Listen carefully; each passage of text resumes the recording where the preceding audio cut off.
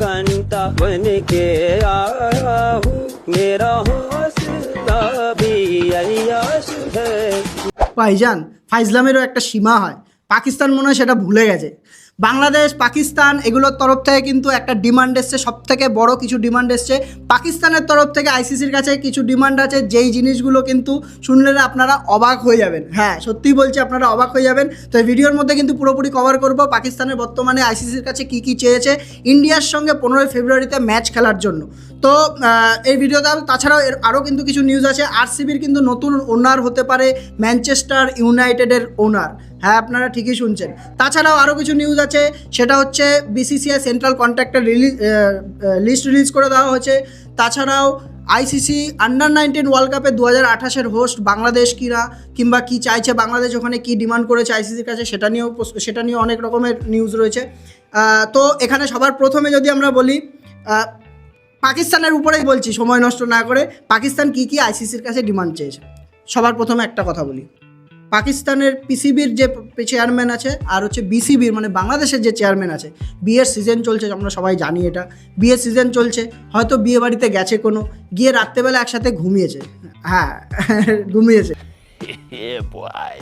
তো যাই হোক, ওইখানে ঘুমিয়ে কিন্তু ওরা রাতে একটা একসাথে যৌথভাবে স্বপ্ন দেখেছে। সেই স্বপ্নটাই কিন্তু পরের দিন এসে প্রেস কনফারেন্সে বলে দিয়েছে আইসিসির সামনে। সবার প্রথমে কি কি ডিমান্ড রেখেছে আমরা সেটা নিয়ে আলোচনা করব। তো প্রথম যে ডিমান্ড রেখেছে, একটার পর একটা, মানে আপনাদের জমিন হিলে যাবে আর কি যদি ইন্ডিয়ান হন আপনারা। তো সবার প্রথমে যে ডিমান্ড রেখেছে, ঠিক আছে একটু হালকা করে রেখেছে এটা, সেটা হচ্ছে আইসিসির প্রফিট শেয়ারে পাকিস্তানের আরও শেয়ার বাড়াতে হবে, পার্সেন্টেজ বাড়াতে হবে। একটা কথা আগে থেকে বলে দিই, অলরেডি কিন্তু পাকিস্তান সবথেকে বেশি কিন্তু এখানে প্রফিট শেয়ার পায় যে কোনো আইসিসি টুর্নামেন্টে, কারণ ইন্ডিয়া পাকিস্তানের ম্যাচ থেকে কিন্তু বেশিরভাগ ওদের রেভিনিউটা বেরিয়ে আসে, এটা সবাই জানে। পাকিস্তান যেখানে প্রাপ্য, ইন্ডিয়া তো 50% প্রফিট শেয়ার ইন্ডিয়া আইসিসিকে দেয়, সেখানে পাকিস্তানের কিন্তু অনেক দেওয়া হয় পাকিস্তানকে। তো আইসিসি কি বলেছে না বলেছে এটা নিয়েও আমরা আলোচনা করবো, এর এগেনস্টে বা হচ্ছে বিসিসিআর কি রিয়াকশন এটা নিয়েও আলোচনা করব। তো প্রথম ছিল এটা। সেকেন্ডটায় আসি আমরা, যদি সেকেন্ড হচ্ছে হ্যান্ডশেক নিয়ে, যে ওরা এত সিরিয়াস নিয়েছে ব্যাপারগুলো, এটা কিন্তু আমার জানা ছিল না। হ্যান্ডশেক নিয়ে ইন্ডিয়া হ্যান্ডশেক করেনি, এটা আমরা জানি। ইন্ডিয়ার সাথে পাকিস্তান চাইছে যেন আইসিসি টুর্নামেন্টে ইন্ডিয়া পাকিস্তানের সঙ্গে হ্যান্ডশেক করে। এই জিনিসটাকে পাকিস্তান একটা এরকম বোর্ড মিটিংয়ের মধ্যে আলোচনা করেছে এবং একটা ডিমান্ড রেখেছে যে ভারত যেন পাকিস্তানের সঙ্গে হ্যান্ডশেক করে।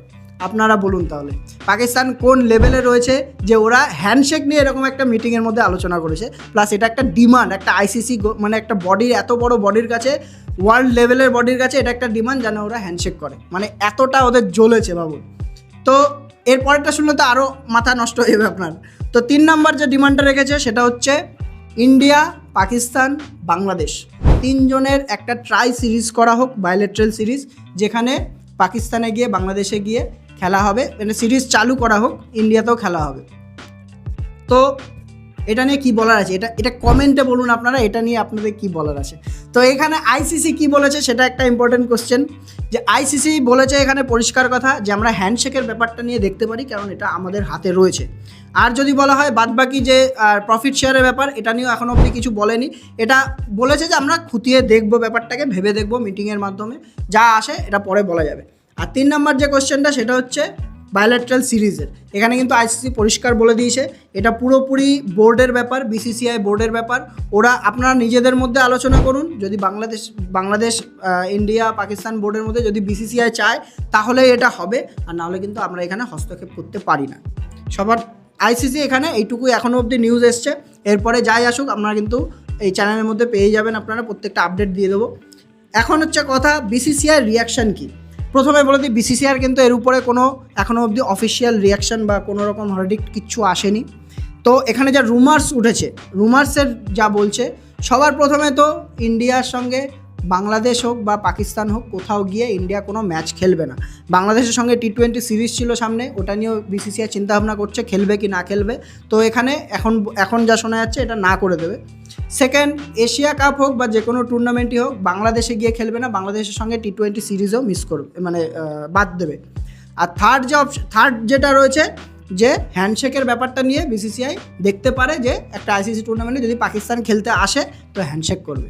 তো এখানে আপনারা বলুন বর্তমানে যে নিউজ যা শুনলেন আপনারা, যে বিসিসিআই এখানে কত বড় একটা মানে কোন জায়গাতে পৌঁছে গেছে, যে পাকিস্তান এতগুলো ফালতু একটা শর্ত রেখে যেগুলো জানে কোনো দিন হবে না, সেই জিনিসগুলোকে প্রপোজ করে একটা ম্যাচ খেলতে আসবে। পাকিস্তান আসবে, এটা মানে প্রথমে সবাই বলছিল যে বা পাকিস্তান স্ট্যান্ড নিয়েছে, ঠিক আছে, বাংলাদেশের জন্য, বাংলাদেশিরা খুব খুশি হয়েছে যে পাকিস্তান স্ট্যান্ড নিয়েছে আমাদের জন্য।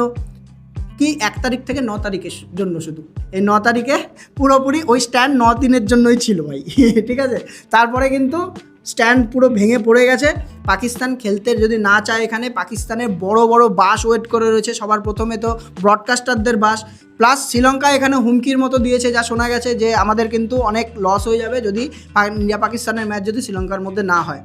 তো পাকিস্তানের এখানে সিচুয়েশানটা ভাবুন, ওদের কিন্তু খেলারই ছিল, এইখানে শুধু এত কাহিনী করলো, বাংলাদেশকে ফাঁসালো। শেষমেশ বাংলাদেশ এখন যা ভুগতে চলেছে ভবিষ্যতে গিয়ে আইসিসির তরফ থেকে হোক কিংবা বিসিসিআর তরফ থেকে হোক, পুরোপুরি পাকিস্তান কিন্তু কাটিয়ে দিয়েছে এর পিছনে। তো এটা তো ছিল এই নিউজ। এর উপরে যা নিউজ আছে ভবিষ্যতে এরপরে বলেই দেবো, এরপরে যা নিউজ আসছে এর উপরে। তো আমরা যদি সেকেন্ড নিউজের উপরে আসি, সেটা হচ্ছে আরসিবিকে নিয়ে।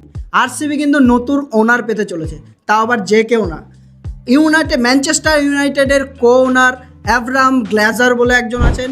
তিনি কিন্তু আইসিসি সব কিছু এখন আইসিসি চলে আছে। তিনি কিন্তু আরসিবির হয়ে বিড করেছে, হাইয়েস্ট বিড এখনও অবধি, সেটা হচ্ছে 1.8 বিলিয়নের বিড করেছে, 1.8 বিলিয়ন ডলার্সের, যেটা হচ্ছে ইন্ডিয়ান মানিতে হয় 16,303 কোটি টাকা। ভাবতে পারেন তাহলে আরসিবির ব্র্যান্ড ভ্যালু কোথায় গিয়ে পৌঁছেছে। আর যদি এই ডিলটা যদি হয়ে যায়, তাহলে আরসিবি আর ম্যানচেস্টার ইউনাইটেড দুজনের কোলাব আমরা দেখতে পারবো। আরসিবি কোথায় যাবে, গ্লোবাল লেভেলে কোথায় যাবে, এটা ভাবতেই পাচ্ছেন আপনারা। আর হচ্ছে কোথায় মানে ভাবাও যায় না যে ম্যানচেস্টার ইউনাইটেডের মতো একটা এত বড় ক্লাব এসে আরসিবির উপরে ইন্টারেস্ট দেখাচ্ছে, যে আরসিবি আইপিএলের মধ্যে ওরা ঢুকতে চায়। যাই হোক, আমাদের ইন্ডিয়ান ইকোনমির জন্যই ভালো, আরও বড় বড় ব্র্যান্ড আরও এস্টাবলিশড হবে। আমরা কিন্তু লাস্ট দেখেছিলাম যে যদি আমরা টিমের ভ্যালুই বলি, এখানে আরসিবি কিন্তু সবথেকে বেশি ব্র্যান্ড ভ্যালু রয়েছে এখন, সে কলকাতার থেকে, চেন্নাইয়ের থেকে, মুম্বাইয়ের থেকেও বেশি।